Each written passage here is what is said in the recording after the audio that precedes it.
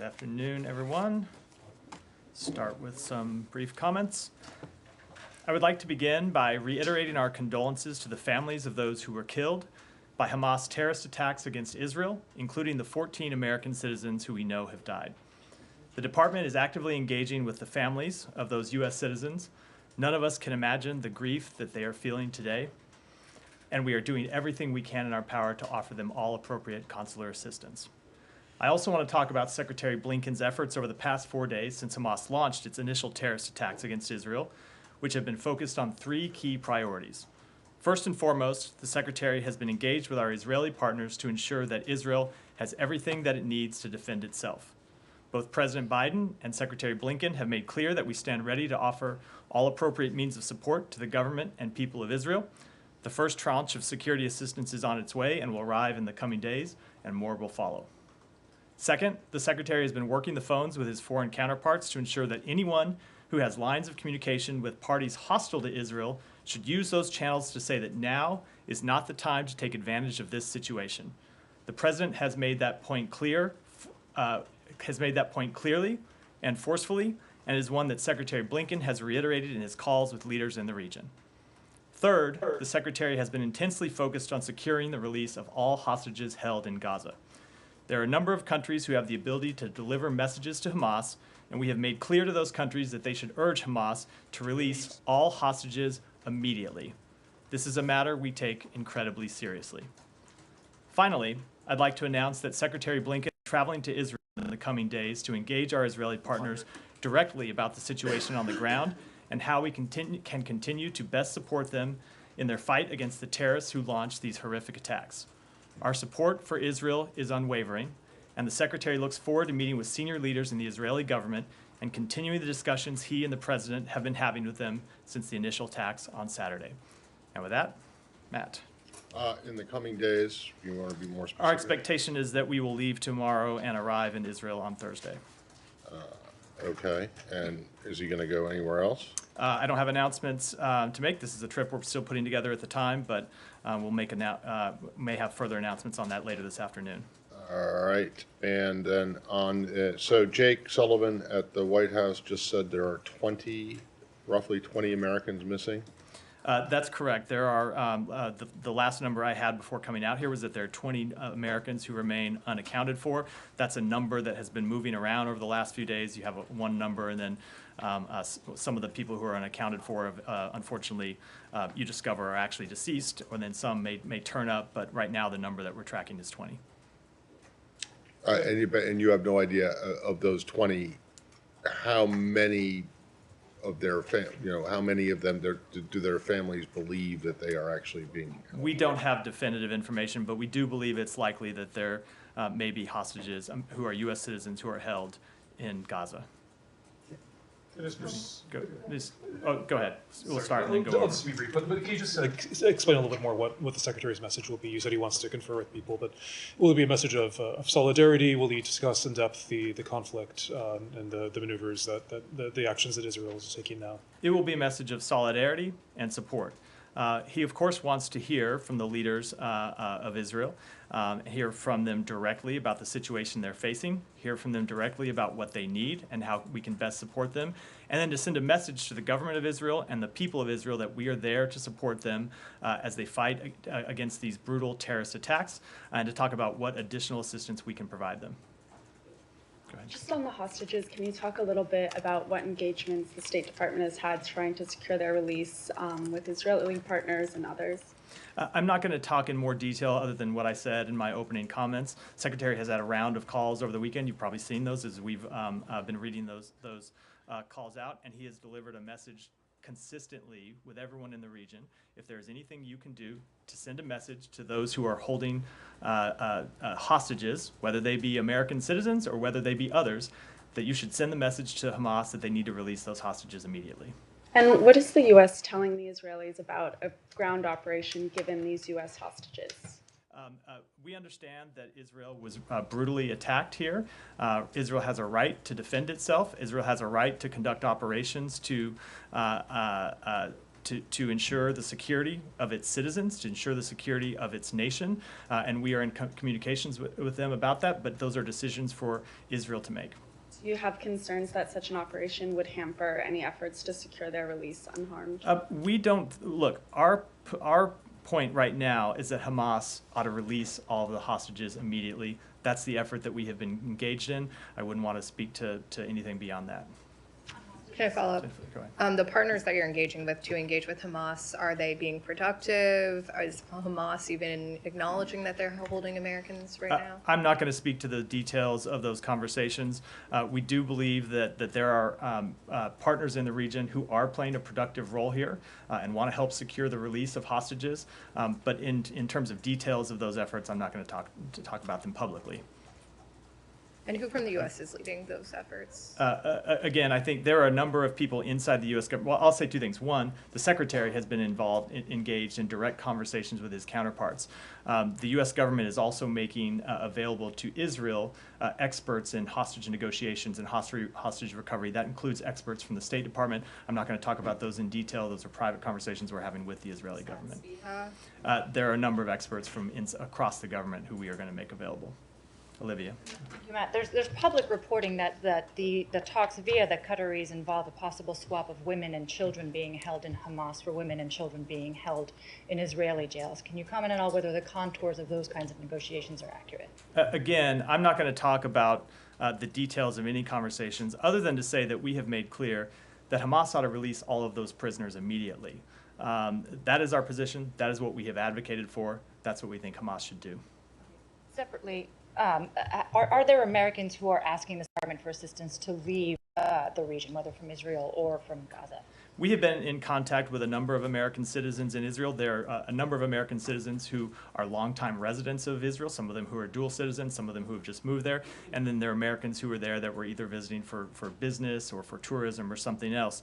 And we have been in contact with a number of Americans through our embassy there, some who we have helped facilitate travel to depart the country. The airport is still open. There are flights that are getting out of the airport in Tel Aviv, and so we encourage people to make to try to avail themselves of those options. We have also been in conversations with various carriers to encourage them to consider resuming travel in and out of Israel, and we'll continue to do that. Hold on.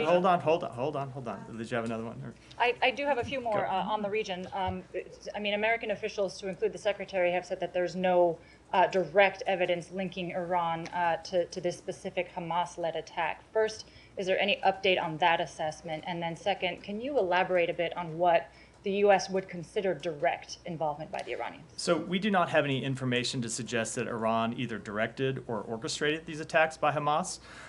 Iran likely knew that Hamas was planning operations against Israel, but without the precise timing or scope of what occurred.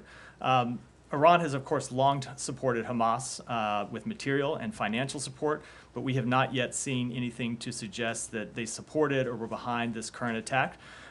But our experience in these matters tell us that it's premature to draw any final conclusions about this issue.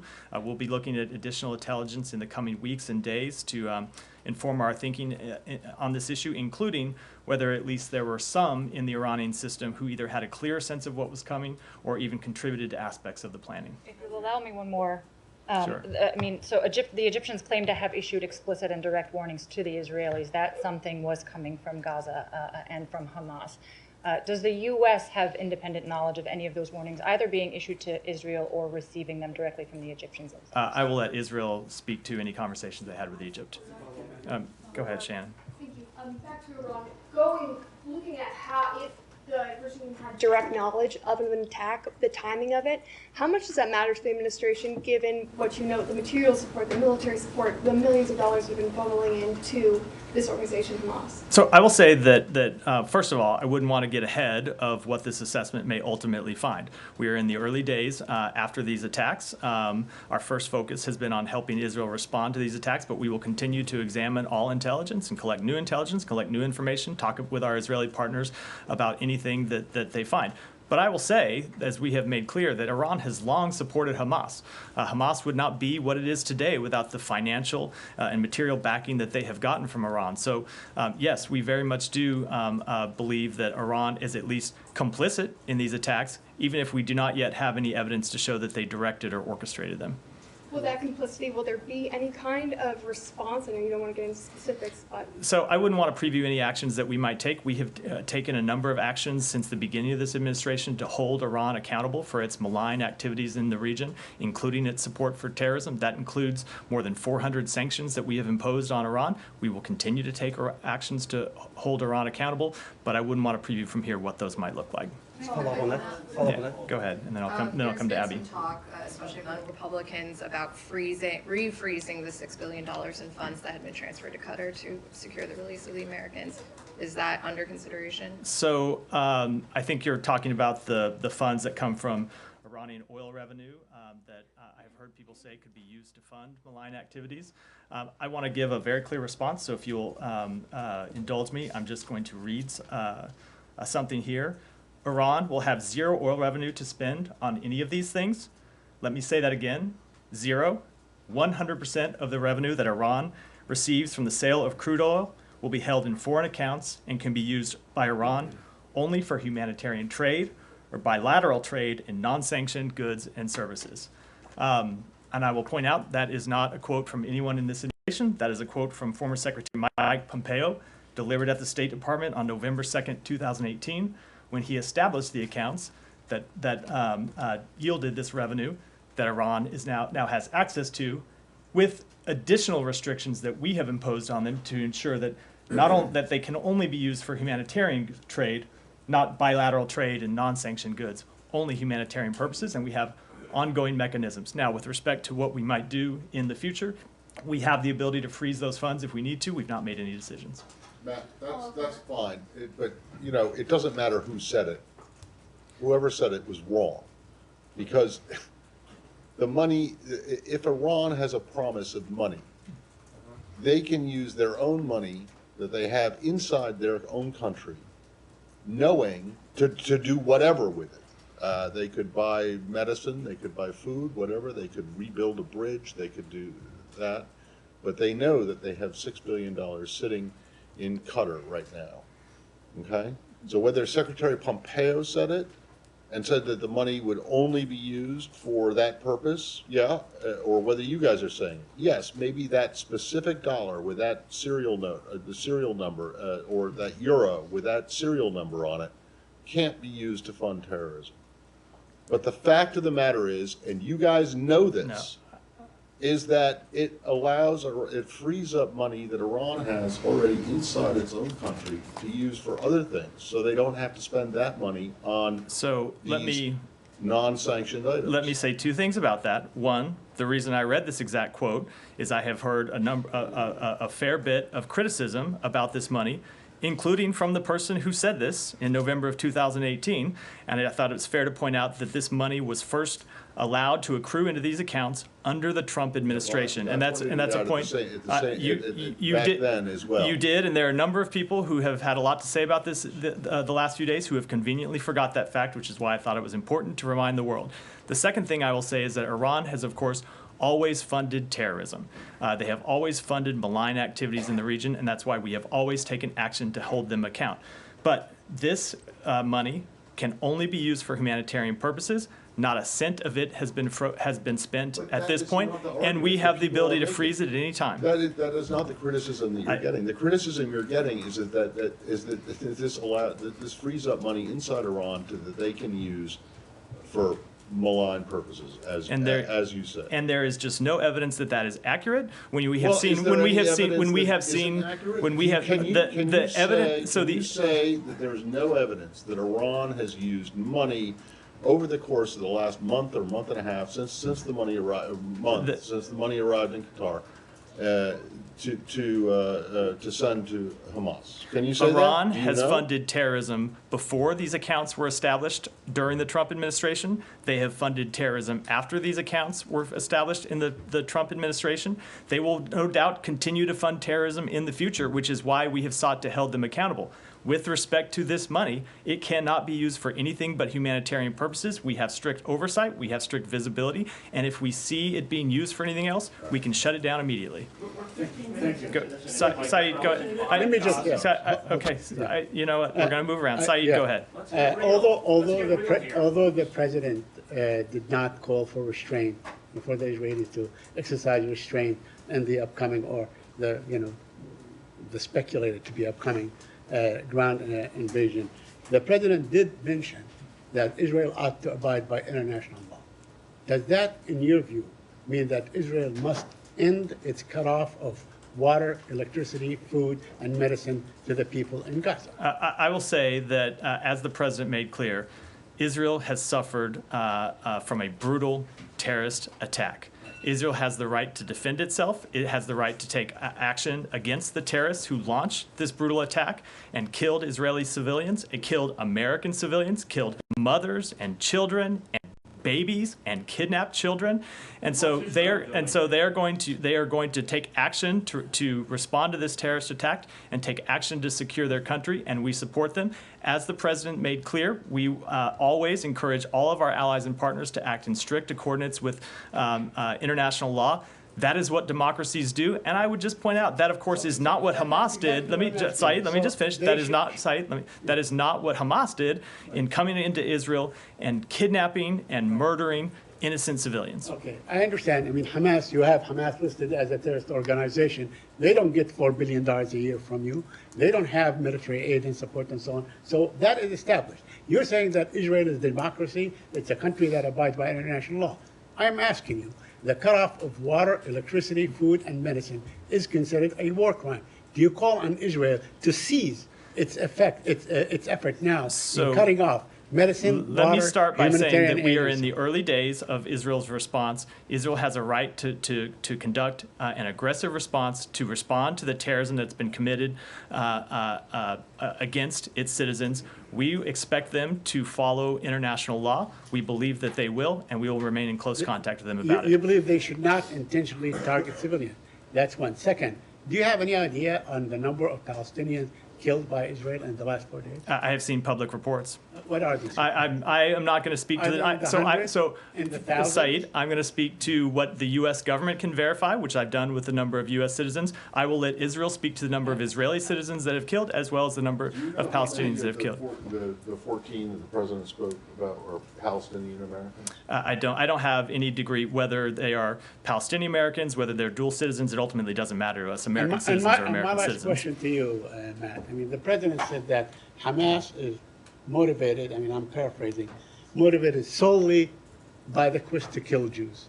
Do you believe that is to be the case? Is it the assessment of this government that Hamas' sole motivation is to go out and kill Jews? There's no context. There's no siege that has gone on for 16 years. There's no raid after raid by the Israelis. Saeed, I am just going to say that is a bit of a surprising question after what we saw Hamas carry out this weekend. When we saw Hamas go in and deliberately target Israeli citizens and not just soldiers in the IDF, but women, children, kidnap them. We all saw the images that across our television screens of Hamas behaving in the most inhumane way possible. So I won't speak to their motivations, but I think they're pretty clear. Let me move on. Go ahead. Is there another context? Thank you very much, Matt. I have a question about the U.S. role, potential U.S. role. There's been this strike carrier group that has been dispatched to the area, to the eastern Mediterranean, and now there's reports that the second carrier group might be on the way to near Israel.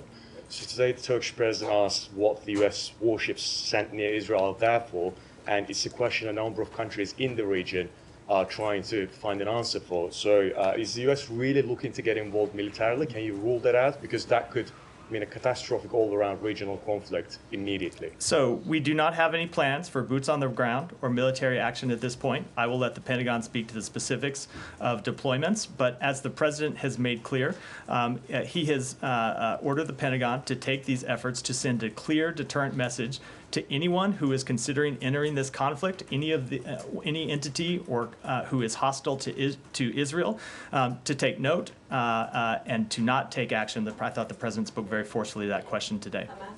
Go ahead.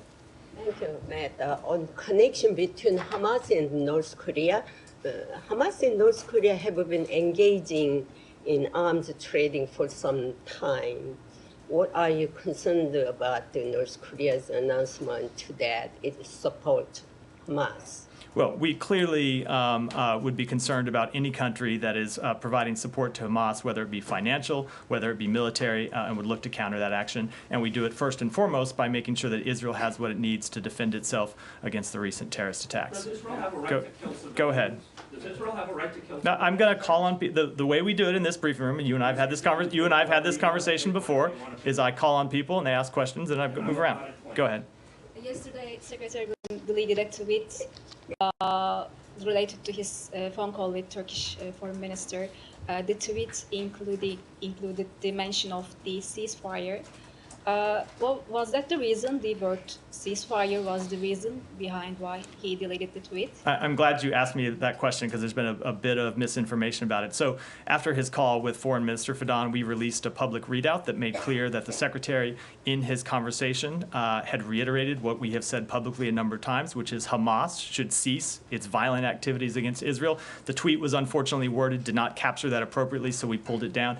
And I've seen a lot of public conversation about this. I think I think you would have to be intentionally misunderstanding what our position is, given the number of statements that we have made about supporting Israel's right to defend itself, about supporting Israel taking direct action against Hamas. The Secretary spoke to that publicly on Sunday, on the Sunday shows. The President has spoken to it forcefully, and we've issued a number of statements making that clear.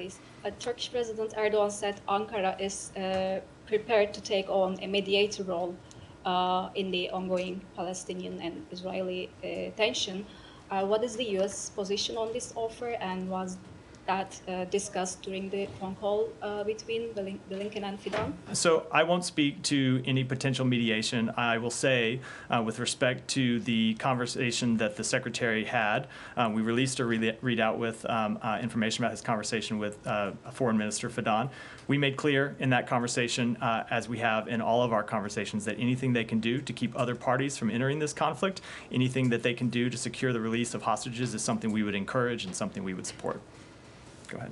Thank you, Matt. I have two questions, one on Hamas and the other one on Syria.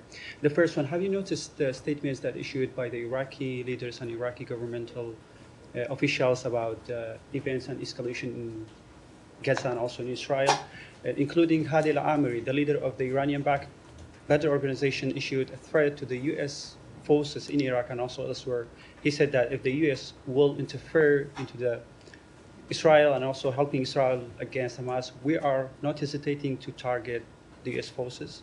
So I won't speak to those comments specifically, other than to say that the U.S. forces will do everything they have to defend themselves, as is always the case. Have you took those warnings seriously? I'm not going to speak to it other than the comment I just made. And I would refer you to the Pentagon for specific comments on U.S. forces. I have another question on Syria. May I ask now? Or? Let's come back to it. Abby, go ahead. Can I go back to some of these questions about Iran? Sure. I know you're not being specific about any U.S. response to their complicity in these attacks, but are you encouraging any of your partners to take actions? For instance, are you asking for countries to designate the IRGC as a terrorist organization who haven't done so before? We absolutely think that other countries should designate the IRGC as a terrorist organization. It's a position that we've made clear a number of times. They finance terrorist activities. They have around the world for some time, and we think that other countries should take that step of designating them. Are you having any specific conversations with your European partners and pushing them to make this move now? I won't speak to specific conversations with respect to Iran. Again, as I said, they're broadly complicit in supporting Hamas, have been so for years, but we're going to continue to gather evidence and intelligence about whether there was any direct involvement in these attacks before taking any further steps. Alex, go ahead. Yeah. What you saw with the Europeans, I'm sure you seen the European debate on assistance to the Palestinian Authority. initially talking about a freeze in development assistance and then reversing that. Does the United States have any take on that, and how has the U.S.'s own aid posture been affected by events this weekend? I believe they did reverse that, which is a step that we welcomed.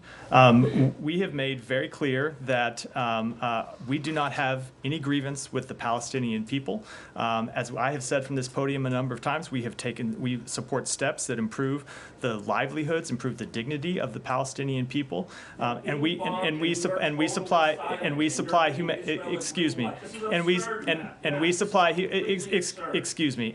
humanitarian aid that goes directly to the Palestinian people to benefit them.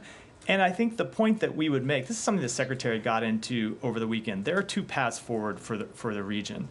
There is a path of stability and conflict and normalization of relations with Israel. And then there is a path of death and destruction. And it is Hamas that favors that path of death and destruction. We do not have any quarrel with the Palestinian people, which is why we think it's important to continue to provide humanitarian aid that directly benefits them, not the terrorists the terrorists who ultimately are going to be responsible for the loss of many Palestinian lives. But Israel is You know what? I'm gonna ask that we. This room is not a debating session. It's questions and answers. Go ahead. Thank you, Matthew. One, is the U.S. reevaluating its alliance with Qatar given Qatar's support for Hamas? And I want to follow up on Vivian's question about U.S. citizens. So U.S. citizens are having difficulty getting out of Israel. On a personal note, a friend of mine and his wife and two of their friends are trying to get out. They filled out some State Department form and haven't heard back. So what advice do you have for U.S. citizens like them? And then regarding, going off of Matt, what do you say to the criticism regarding the unfreezing of the $6 billion, that money is fungible? So I will say that I already answered the question about money being fungible in great detail, I think, with Matt. I can repeat it again, but that probably isn't productive for any of us. I will say, give me the first question again. I got the second one, but... Yeah, is the U.S. Qatar, right. So with respect to Qatar, the Secretary's had a number of productive conversations with the Foreign Minister of Qatar. We actually think that they are playing a productive role here and will continue to be partners of the United States. We are asking Qatar, as we are asking every country, to use any influence that they have to keep other parties from coming into this conflict and to secure the release of hostages. And the second question, and the second question was? Second question is, U.S. citizens are having difficulty getting out. Look, we understand that there are a number of American citizens who want to leave Israel, and that currently it may be that there aren't enough available flights because some carriers have suspended travel. As I said, we have been in discussions with carriers urging them to consider whether they want to resume travel. There are still flights that are making it out of Israel, some El Al flights, other flights operated by carriers in the region, and so we would encourage U.S. citizens to try to take advantage of those flights or other routes out of. And if they do contact the embassy, we will seek to facilitate travel with any information that we have that can be helpful. Just a quick one last one. Yeah. Does the United States believe that the war between Israel and Hamas will be long? I'm not going to speculate about the future. Alex, go ahead, and I'll come to you next. Thank you very much. I have the question about, and thank you, Matt. Why has the Palestinian Authority leader Abbas not condemned the genocide against Israel, and what does that indicate? And I have a follow-up. So I will let every leader speak to themselves about why they make the statements they do or don't make, but we have been clear about the horrific, violent attacks that were committed against Israel this weekend. We've made clear what the United States position is on that matter, and we'll continue to do so. Okay, secondly, how is the Palestinian Authority's official policy of pay to slay any different from what Hamas did on October 7th? So I will say that we oppose that policy, and with respect to the aid that we provide through humanitarian organizations to the region, we comply fully with the Taylor Force Act that prevents any U.S. funds from being used in that regard. Alex, go ahead. Thanks, Matt. Anything you can tell us about perceived Russian involvement, given Russian connections with Hamas? I don't have any evidence of that to speak to at this moment. Can you speak to some of the efforts on your end to figure out why everyone was so blindsided, Israel and US? Look, I think there will be a time to look at those kind of questions about intelligence. I'm sure that the Israeli government will take that very seriously. But I believe that their focus right now is responding to these attacks. Our focus right now is helping support them as they respond to those attacks and getting them the security assistance they need to do so effectively. And that's our focus right now. There will be a time to answer those questions. If you allow me just one more, if I may. Given everything you have told us, that you know that Iran knew this was coming, at what point I don't believe that's exactly what I said, but yeah, just given the suggestions coming from the Hill, at what point the administration will be open to reconsidering it, to reverse course on Iran? Are you waiting for other shoes to drop, or is there any active? I don't know what you mean by reverse course or on Iran. As I've said, we've imposed more than 400 sanctions on Iran since the beginning of this administration, precisely because we've seen their support for terrorism. We've seen the way they've added conflict and instability to the region. We will continue to hold them accountable for those actions. You just come back to me later on. Yeah, go ahead, and then we'll. So to follow up on what Alex is saying about Russia. Because you've repeatedly warned any other entities to not to take advantage of the situation. Does that include Russia? Because we've heard President Zelensky saying that Russia is seeking to exacerbate the conflict and to distract from its war. So do you agree with him? And also on to follow up on what Saeed was saying. Do you? I mean, is the concrete, example of the siege that Israel is laying? Is that okay in your book? I mean, is that? Do you approve that the Israeli approach so far? I will say, with respect to the first question, that the president was quite clear on Saturday when he spoke to this, and he was quite clear when he spoke to this question earlier today, that no one hostile to Israel should look to this moment to take advantage of the current conflict. And I don't have anything to add to elaborate to that question. With respect to the second question, look, as I said, it is Hamas who launched these terrorist attacks against Israel. It is Hamas who brutalized Israeli civilians. Israel has every right to respond forcefully to these attacks. It is what any country would do if they saw children being dragged away as hostages, if they saw children being slaughtered, if they saw people that were a music festival being gunned down in mass. Any country would respond forcefully. We support Israel's right to do it. We think it's appropriate to do it. They have to be able to defend and secure their country. Any country would lay a siege? Go ahead. Thank you. Ghazi Hamid, a Hamas spokesman, meanwhile told the BBC that the group had direct backing for the attack on Israel from Iran.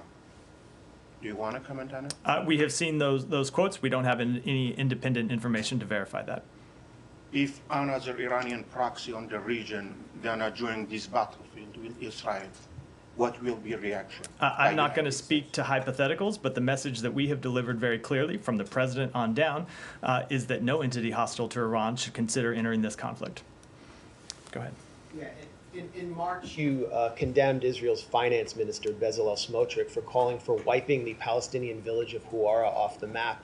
This week, we've heard the defense minister of Israel, Yoav Gallant, declare that he's fighting human animals in Gaza as Israel cuts off the gas, the water, and the electricity. We've heard Benjamin Netanyahu, the prime minister, declare that all hiding places will be turned to rubble in a besieged coastal enclave where there are 1 million children. We've heard Ariel Kalner, who is a member of Knesset from the ruling Likud party, call for a Nakba 2.0, which is essentially a call for genocide and the ethnic cleansing of Palestinians as 850 are dead in Gaza. So what do you think of that rhetoric in light of your previous condemnation? Let me say a few things about that. Number one, we expect, as we said, that Israel will conduct its operations in accordance with international law.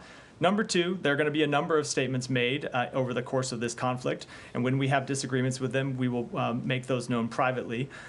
Number three, though, let me just speak to this. Number three, some of the questions I'm getting today do seem to ignore the fact that Israel just had hundreds of its citizens killed, people who were taken hostage, and pretend that Israel shouldn't be able to conduct any kind of. Let me just say, because shouldn't. Let me just. Acknowledge that 80 Palestinian children have been killed? Do you acknowledge that? Will you even acknowledge that? Let me finish. 80 Palestinian children killed you know this what? week? Again, Babies? Do you acknowledge that? You asked a question. I will answer the question. Okay, well, that's my question. So I'm going to start by answering the previous question that was interrupted.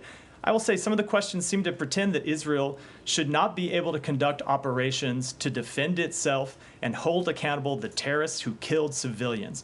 That is not Israel's policy. That is not our policy. It is something that we vehemently disagree with. Israel has the right to secure its country the way any country does. It has the right to defend itself against terrorism. It has the right to hold terrorists accountable. And I will say, ultimately, the Hamas terrorists who launched these operations, there is no one who has more disregard for Palestinian civilian life than those terrorists. Because those terrorists, let me finish. Those terrorists launched this activity. Those terrorists, again, we seem to have a lot of new people. Those terrorists launched this activity knowing that there would be retaliation, knowing that Israel would have to defend itself as any country did, knowing that it would lead to the unfortunate loss of civilian lives by Palestinians, and they did anyway. Let me go ahead. That's amazing. So baby killing is okay here. Why can't you acknowledge baby killing is okay here? You can't even acknowledge we always mourn the loss of civilian life. It is an unfortunate circumstance every time it happens. And as I just said, the Hamas terrorists who launched this terrorist attack, knowing that it would produce the loss of not just direct Israeli lives, who they took in their incursions across the border, but also the loss of Palestinian civilian life, they ultimately bear the responsibility for those acts. Go ahead. Go ahead.